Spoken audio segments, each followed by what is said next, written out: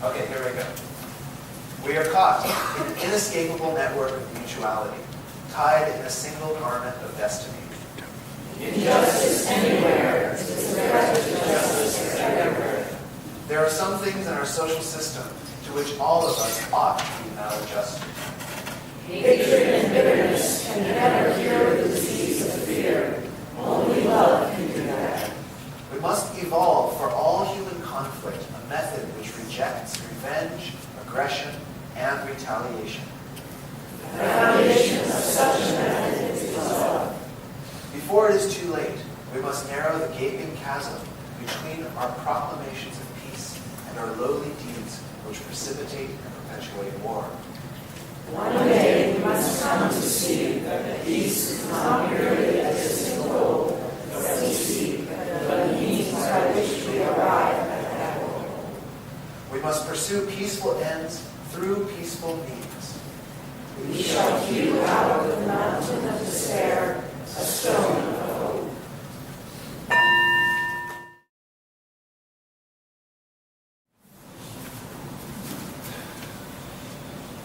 Empathy Warrior Academy.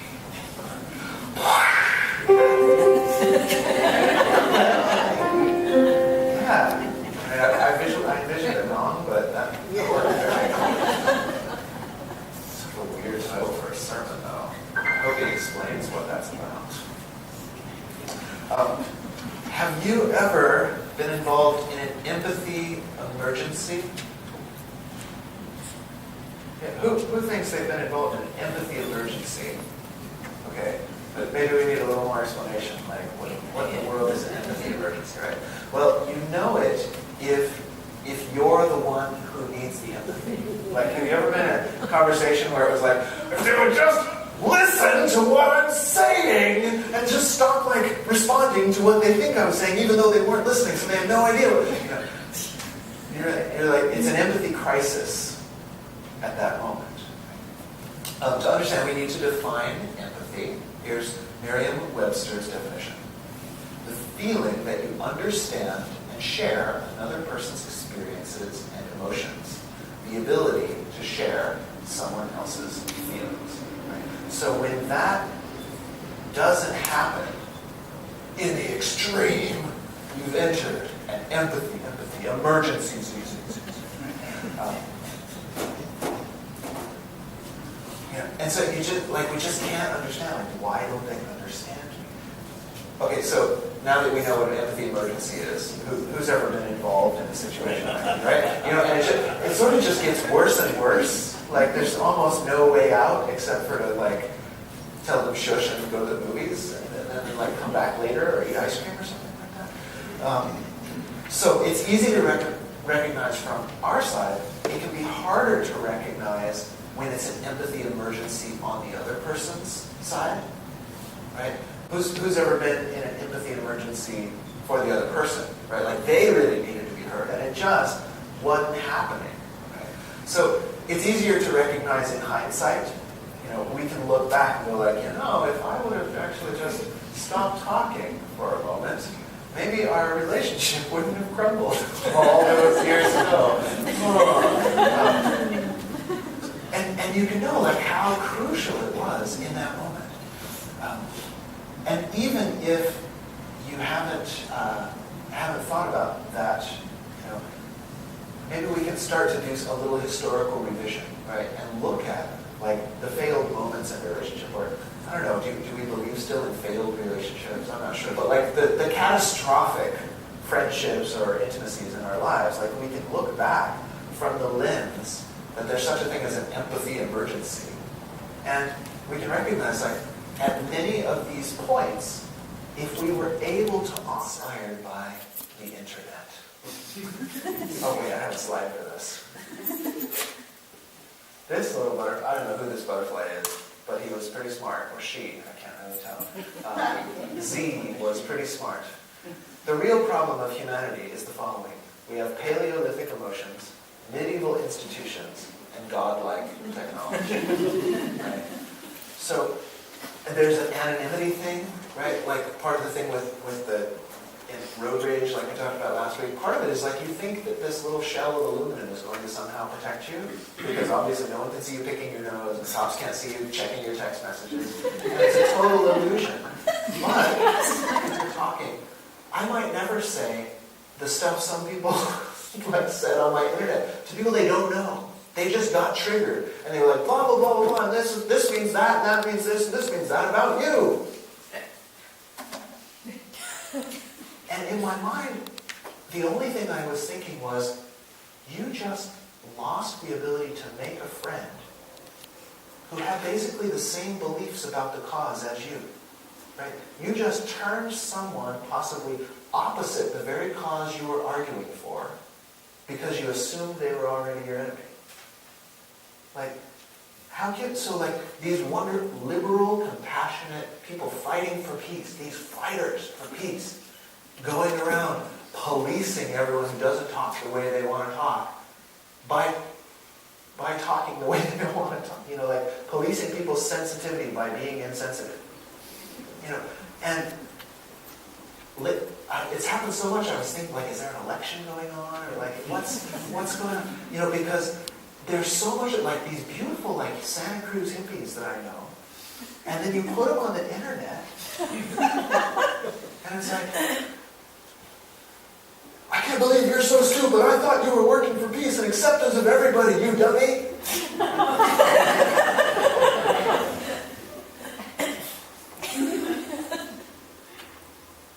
So there's an observable moment I've found in these things. So as we're learning to find these empathy emergencies, I think if maybe you can look back in your own history, there's an observable moment where you can feel the tension of a conversation escalating. Has anyone ever heard that? The tension, and then I don't know that it's a conscious decision in most cases, but you can tell where the balance tips. Like, I've been watching this on the internet TV. Somebody says something and you're like, oh wow, that's a controversial statement. Wait for it. and it's like somebody takes the bait, and instead of asking, what did you mean by that? It's like the mind just goes, let's just assume they mean the worst. Right? Okay, what else am I supposed to say here? Oh yeah. So, the thing that makes me sad about this is that we have a lot of work to do as a world. Would you agree? There's plenty of stuff to get down on. And do you think that we're going to be able to do it as isolated cowboys? Right? I empower you now. Each of you is now your own Captain Kirk. Go out there and just, wander the desert on your own and change the world by yourself. By your strength, by your individual, like, it's not really going to work that way. And so, I get really sad when the people who are working for peace, who are most actively working for peace, are also actively going out and shoving away their allies through their language. We need to train empathy like warriors. We need to be so honed that no matter, like these fighters. So sometimes I watch the UFC, the Ultimate Fighting Championship. It's just fun. Don't watch it if you don't like to see grown men being bludgeoned by other grown men, or women now. But there's this upcoming fight. Well, he's kind of famous now. This guy Conor McGregor, right? And he's this master of trash talking. Right? They get into interviews, and he makes like the monkey gestures at the other guy. And it's a training in boxing that when somebody does that and says, "Your mama this," like, you just don't listen to them. But why is it that we peaceniks, when somebody says your mama, you never heard that the FBI inserted agent provocateurs into the Black Panthers and gave them automatic weapons? You didn't know that happens? Why don't you think that could happen with your friends? Why don't you think that someone could be trying to rile you up? Oh yeah, world peace. Well, what about this? What about this? And we haven't trained to be able to hold our center, to create peace, to create compassion, no matter what. We get riled over almost nothing. So we have to train. What do we train? Right? Is that enough pep talk?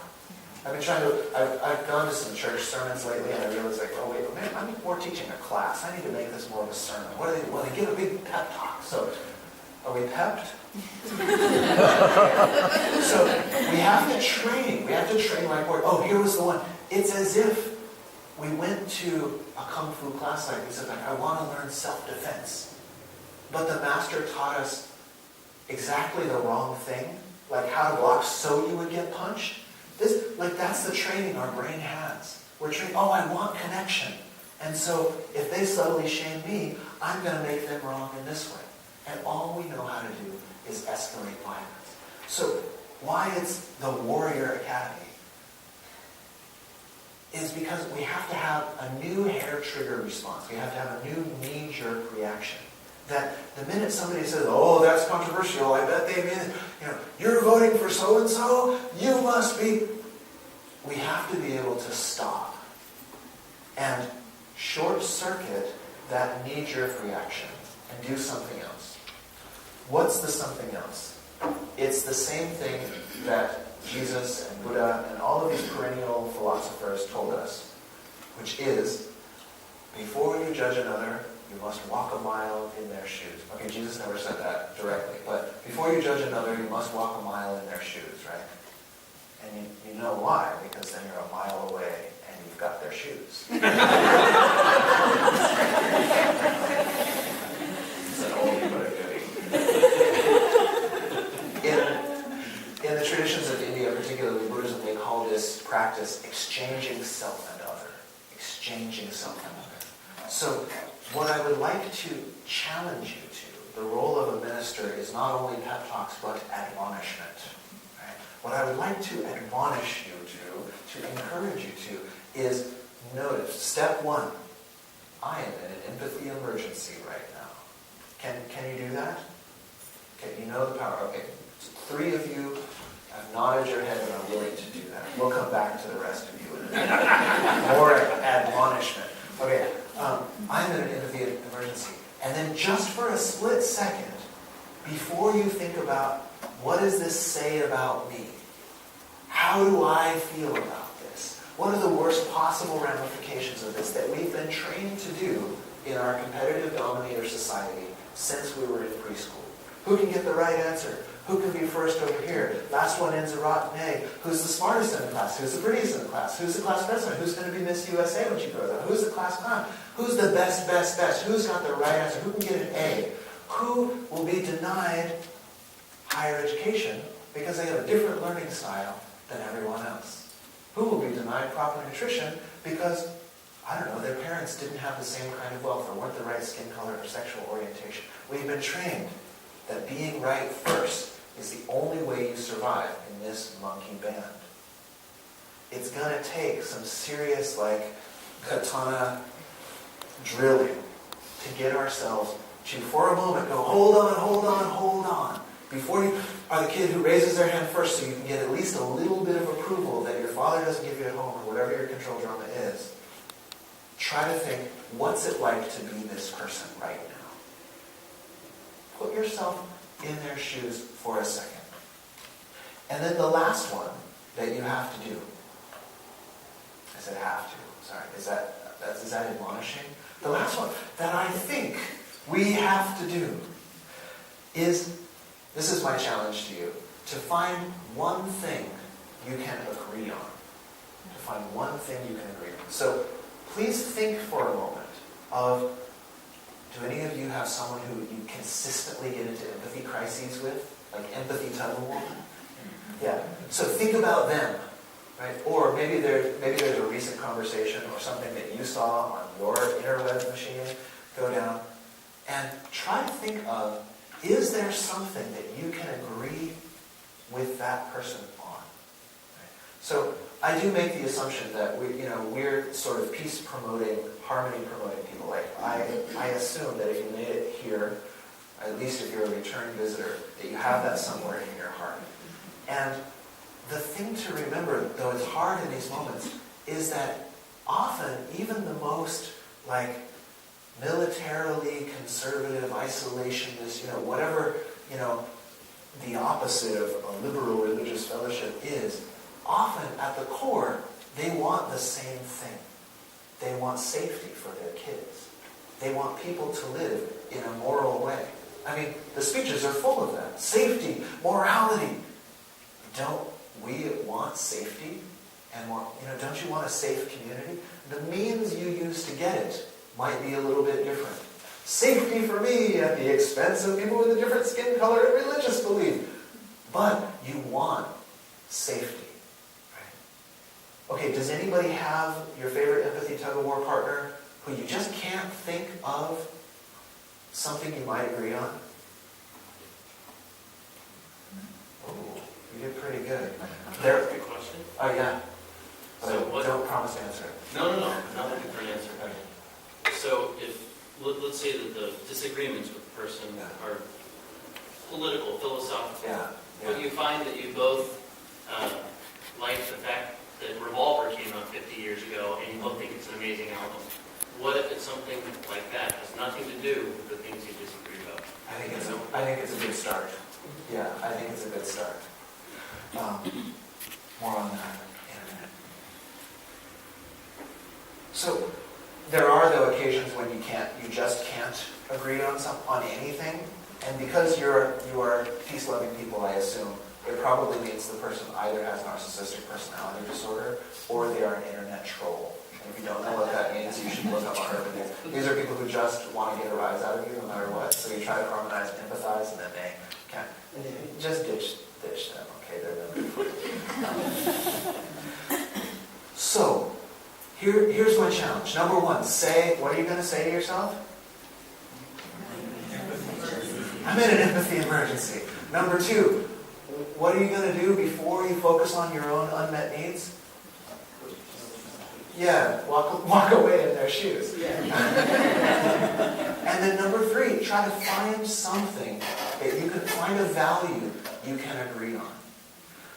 If you do that, now there are a lot of challenges and counter-arguments to my method that I'm proposing, and that's okay. We don't have time for them in here, but here's my counter-argument to your counter-argument, which is, who here believes there's probably enough argument in the world right now? There's probably enough, right? Like, whatever the point you're going to argue with that person is, someone's probably doing it on the globe right now, right? But is there enough concord in the world right now? Is there near enough agreement? Is there near enough seeing that we are the same person? My belief and my experience is that we are starving for this moment that we see each other, that we at least share this need, right? The election out there, the numbers in Georgia, are so abstract and weird and mostly have to do with people that you've never heard of, that it should cause stress in you when you hear that. You know why? Because you have absolutely no control and very little influence over it. But you do have control. Even if the person or people or this party that you don't like gets elected, you still are going to have to deal with your neighbors. And it may be that the only thing that saves your neighborhood is the fact that you and someone with beliefs that you don't like learned that safety is more important than being right. So I challenge and admonish you today. I was hoping that I wouldn't see a lot of this in the sermon today. Normally I really like that because I need that empathy. But this is warrior training. This is, you're not supposed to go to Kung Fu class and they go horse stance. You're supposed to go, all right, cool. How long are you going to be here, Sifu? Yeah. No, you're going to stand there for 5 minutes until your legs collapse and you fall down. And you just have to learn to deal with that. Is it fun to put yourself in another person's position after they've shamed you and made you wrong? No. It's almost never fun. Is it fun to find agreement with someone who for that moment you probably actually hate a little bit? I know that's a strong word, but that's the feeling. The whole heart constricts. It's not fun. Is it necessary? Yeah. Is it the one macronutrient that all of us are deficient in the world right now? Yeah. So I propose to you that on that day, when you do the distasteful thing, and set aside getting your point across again, and instead find something you can do together, something you believe together, something you can take action on together in a small way. That day, you were a Unitarian Universalist. There's no principle, I reviewed them again, there's no principle that says the will and encouragement to make sure you get your point across in a conversation. We have a democratic process in here, but there's nothing about, driving your point home. There is a lot about justice, equity, and compassion.